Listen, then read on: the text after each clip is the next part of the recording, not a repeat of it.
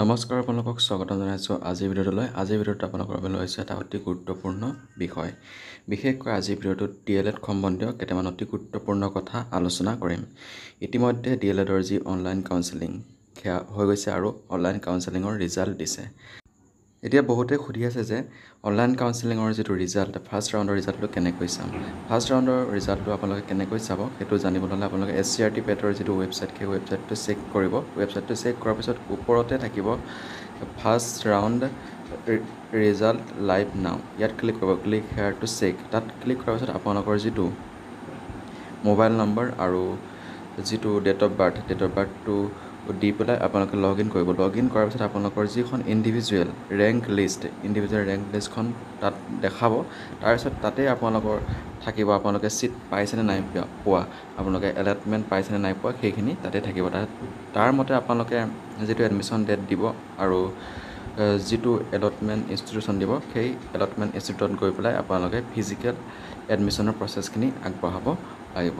আৰু ফিজিকেল এডমিশ্যনৰ প্ৰচেছখিনি আগবঢ়াৰ পিছতে যিটো এপ্লিকেশ্যন ফিজ বা এডমিশ্যন ফিজৰ প্ৰচেছটো আপোনালোকে আগবঢ়াব লাগিব। তাৰপিছত আপোনালোকৰ এডমিশ্যন প্ৰক্ৰিয়াটো সম্পন্ন হ'ব। যিসকল এতিয়ালৈকে আপোনালোকৰ ৰিজাল্টটো চেক কৰা নাই আপোনালোকে অতি শীঘ্ৰেই চেক কৰি লওক আৰু আপোনালোকে যিমান পাৰে ভিডিঅ'টো শ্বেয়াৰ কৰি দিয়ক যাতে এই ভিডিঅ'টো সকলোৱে পায় আৰু তেওঁলোকৰ ৰিজাল্টখিনি চেক কৰিব পাৰে। আপোনালোকে প্ৰথমতে গৈ পেলাই আপোনালোকৰ মোবাইল নম্বৰটো আৰু ডেট অফ বাৰ্থ দি পেলাই SCERT পেটৰ যিটো ৱেবছাইট সেই ৱেবছাইটটোত ফাৰ্ষ্ট ৰাউণ্ড ৰিজাল্টৰ যিটো লিংক সেই লিংকটোত ক্লিক কৰি পেলাই আপোনালোকে চেক কৰি ল'ব। তাৰপিছতে আপোনালোকৰ ৰিজাল্টটো গম পাব আপোনালোকে এডমিশ্যন পাইছেনে নাই পোৱা, আপোনালোকে কোনখন ইনষ্টিটিউশ্যনত এডমিশ্যন পাইছে আৰু কোনখনত পোৱা নাই সেইখিনি কথা গম পাব। আৰু আপোনালোকৰ এডমিশ্যন কেতিয়া হ'ব আৰু গভৰ্ণমেণ্টত পাইছে নে প্ৰাইভেটত পাইছে সকলোখিনি আপোনালোকে গম পাব। ইয়াৰ পিছতে কিছুমান ষ্টুডেণ্টে সুধি আছে যে আমি ফাৰ্ষ্ট ৰাউণ্ডত প্ৰাইভেট কলেজত এডমিশ্যন পাইছোঁ, এডমিশ্যন ল'ম নে নল'ম। এতিয়া কথা হ'ল যিসকলে ফাৰ্ষ্ট ৰাউণ্ডত প্ৰাইভেট ইনষ্টিটিউশ্যনত এডমিশ্যন পাইছে তেওঁলোকে যদি 3খনমান ইনষ্টিটিউশ্যন প্ৰিফাৰেঞ্চ দিছে তেতিয়া তেওঁলোকে ফাৰ্ষ্ট ৰাউণ্ডত পোৱাখন বাদ দি 3খনত দিলে আৰু 2খনত পোৱাৰ চান্স থাকিব। সেয়েহে আপোনালোকে যদি ফাৰ্ষ্ট ৰাউণ্ডত এডমিশ্যন পাইছে আপোনালোকে ছেকেণ্ড ৰাউণ্ড বা থাৰ্ড ৰাউণ্ডলৈ অপেক্ষা কৰিব পাৰে। আপোনালোকে দ্বিতীয় বা তৃতীয় কলেজখনত প্ৰিফাৰেঞ্চ পাব পাৰে।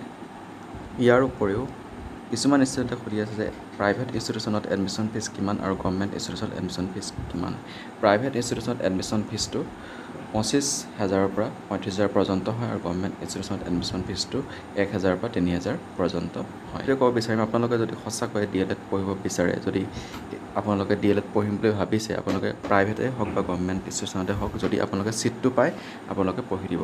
কাৰণ আপোনালোকে DLED পঢ়াৰ পিছত এক্সট্ৰা এটা আপোনালোকৰ ডিপ্ল'মা এটা হৈ যাব আৰু এক্সট্ৰা ডিপ্ল'মা হোৱাৰ পিছত আপোনালোকে সেই ফিল্ডত যিকোনো এটা জব পাবলৈ সহজ হ'ব।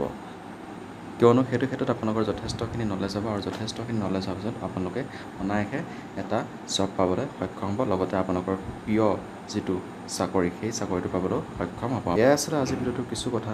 এনেকুৱা ধৰণৰ ভিডিঅ'সমূহ পাই থাকিবলৈ আজি আমাৰ চেনেলটো ছাবস্ক্ৰাইব কৰিলেও নাপাহৰিব। আজিলৈ ভিডিঅ'টো ইমানতে সামৰণি মাৰিছোঁ। ধন্যবাদ।